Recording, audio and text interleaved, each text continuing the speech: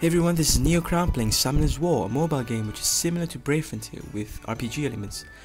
There's a lot of unique features to the game, such as the rune system, which I'll get into later. There's a lot more emphasis on building your own structures. As you can see, you have your own islands and you can even expand your islands. So this is something unique to you. The placement of your buildings is entirely up to you. And you get a lot of utility from them as well. Like this one's a shop where you can purchase new units or runes. This is the summoning platform where you summon units, and this is the power up platform where you level up your units or evolve them. There's also arena for PvP gameplay, so if you click on here you can play against other players, battle against other monsters. So at the top right you can see energy, which is required to do quests, similar to Brave Frontier. You get this symbol here which is for arena invitations. So you got like, I have 10 currently, so I can do 10 arena battles. These two are currencies. The blue one is mana, so you need currency to buy items from the shop, to summon new units, to evolve units, to power up your runes. And this is mana crystal, red crystal. So they use for a special kind of summon, for a mystical summon. There's also some other stuff which you can buy through the shop. There's also another currency called glory points, which you earn through arena battles, but we'll get into that later. For now, I'd like to show you how summon works. So you click on the structure, click summon. Using this building, there's 5 ways to summon. You can use unknown scrolls, mystical summon, social summon, and summon monster. Summon monster, you need to collect pieces, summoning pieces, and once you have enough of them you can summon a monster. Social summon, if you have friends you can click and receive social points. If you invite people to play this game you get social points as well. So mostly these aren't great units to summon because they're mostly used to power up other units.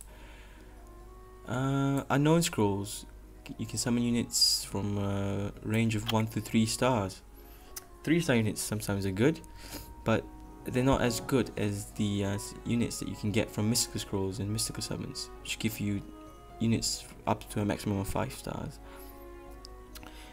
So I'll show you some summoning right now. So unknown scroll requires 300 mana, so I'll do 2 for you, show you how it works. So you can skip, but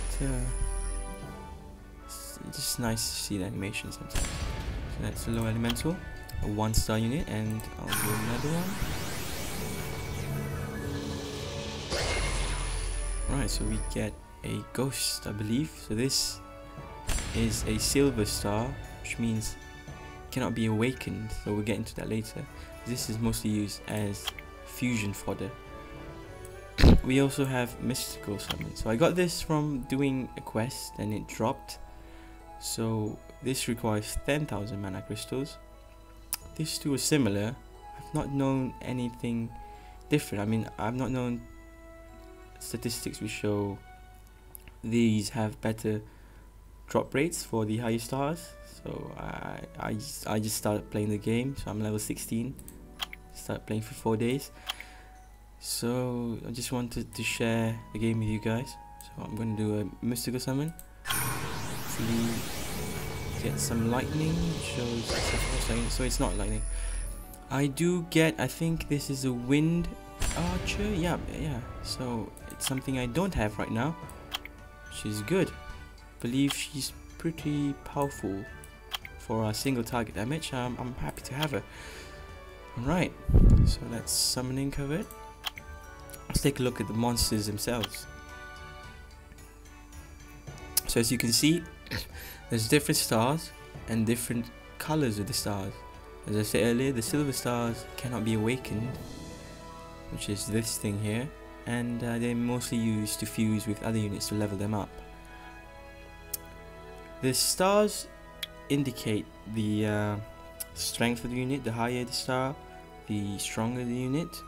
You can evolve the units from 1 star to the next, like 2 stars to 3 stars, 3 stars to 4 stars, and so on and so forth. And now the purple units, the purple stars, means that they've awakened. Okay, awakened. So when you awaken unit, they get new skills, they get a unique name to them, they get increased stats, they become a special monster. So all gold star units can be awakened. So I can show you imp. Okay, so to awaken them you need some materials you can get from doing the dungeon runs in Kairos dungeon, which is unlocked after progressing through the quest line. So I'm going to awaken the imp, and I have enough materials to do so. So I'm going to awaken him. Yep. I'm going in transformation. Boom. Ralph. So his name is Ralph. So let's see. He acquired a new skill. Yep.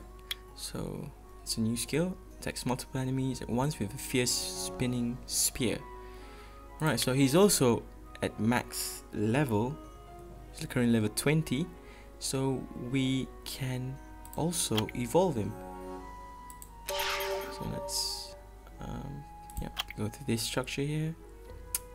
Where is the imp? Oops, that's not what I wanted to press. Yep, okay. Max level. Click on him. So to evolve a 2-star unit, you need 2 2-star monsters. So let's look at the Vikings. Okay, let's use this guy, and evolve them with some cost. Right, so he's gonna be a 3-star monster now.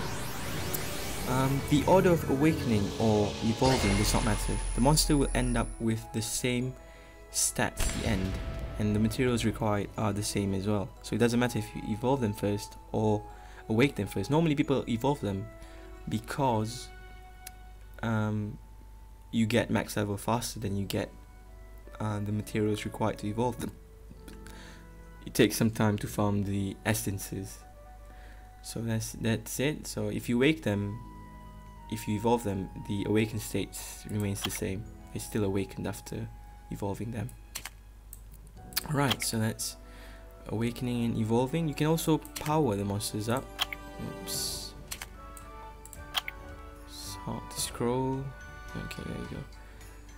So where was the Ralph? You can also power them up. So I'll use this to show. So this is the fusion fodder. You can power them up. This, yep. And he gains some levels. Gain a level from that. Right. So I'm gonna show you guys. I'm just gonna collect. I'm gonna show you guys the shop. Okay, so you can purchase some stuff from the shop. See some runes, some monsters, some fusion fodders. Some of the runes are good, some of them are not. Okay, let's take a look at the runes.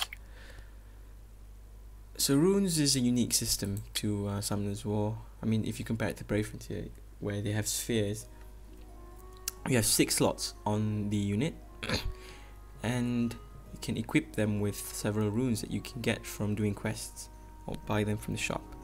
So for example, this is an energy rune. So if you have 2 of the runes equipped, you will get a bonus from the set. So I currently have 4 fatal runes for the fatal set. Okay, for the fatal set, 30% extra damage. I also have 2 energy runes for 15% HP. You can power up the runes.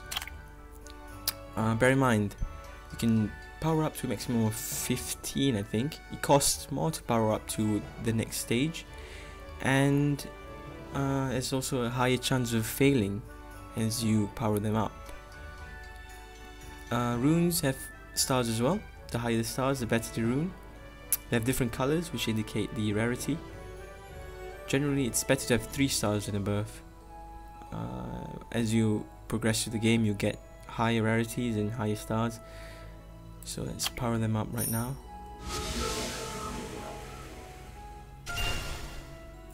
Alright, so you get additional stats after powering them up. Okay. So if you look at the info, yeah, so those are the stats for the unit. There's also different types. So this is a support type.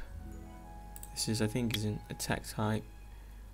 There's a defense type. Oh, this is HP, and I think this is defense. No, that's HP as well. Where is defense? Is this defense? No. I might not have a defense type, but that's the general gist of monsters. So let's show you some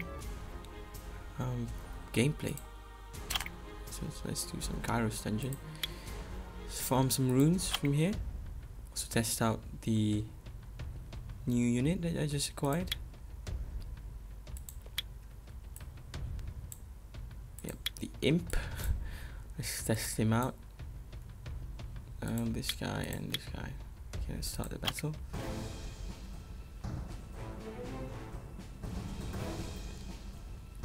Just loading up. Okay.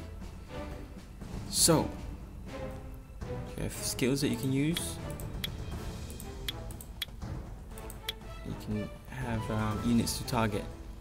There's different colors. Yellow means neutral, means there's no element advantage. Oh, I forgot to mention, different units have different elements as well. Like this is water, wind, fire. There's also light and dark. So some, it's like rock paper scissors. Some elements trumps other elements. So I'm gonna go ahead and use his new ability. He just one-shot that unit, so it's pretty strong. I can also use the auto battle feature. I can show you. Speeds up the process quite a bit. Just let them fight the battle for me.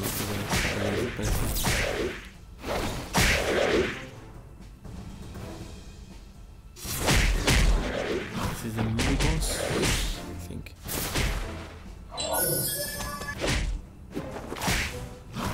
You also have a leader unit where that unit is the leader of the pack.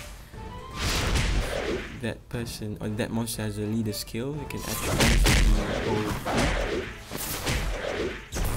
So there's a lot of thought and planning into organizing your team, as well as what runes you have to use. So this is the boss fight. So just target the boss.